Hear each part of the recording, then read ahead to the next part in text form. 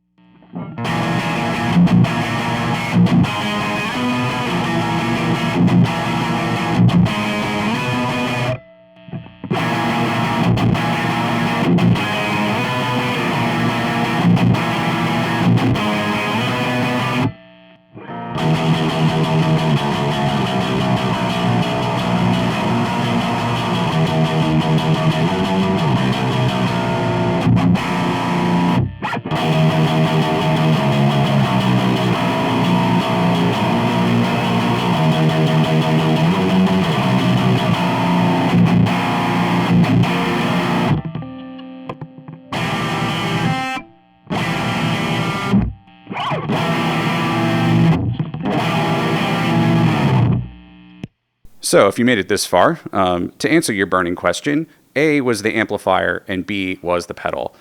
I think this comparison revealed some pretty cool stuff about this. I mean, it's clear that they're operating very, very similarly, and at lower gain, I think are not indistinguishable, but close enough that you could have a preference one way or another. At higher gain, the amp definitely has more of a kind of sizzly presence, more of like a raw sound. And I can attribute that to the fact that we filtered more of the high frequency content in the Model FET, targeting that more doomy sound and keeping the gnarlier artifacts of solid state amplification in check, especially when pushed harder with other pedals. But even that aside, they're quite similar. And I think that the other element of this is that the Model FET doesn't include a presence circuit. In the originals that we built, like the very first run, there was a trim pot for presence, but it didn't do a whole lot, and so we omitted it. I think if I were to have designed this pedal even a few years later, it probably would have had something more close to like a faithful representation of that circuit. But for what it is, I think that it does a fantastic job. It loves stacking with other pedals, and I hope this comparison is useful to those of you who, like me, are never going to own a Sunn Model T because they cost like $9,000. Anyway, I look forward to doing a more involved deep dive on the Model FET in the future, so look forward to that at some point. And until then, thanks for watching. I've been John. Cheers.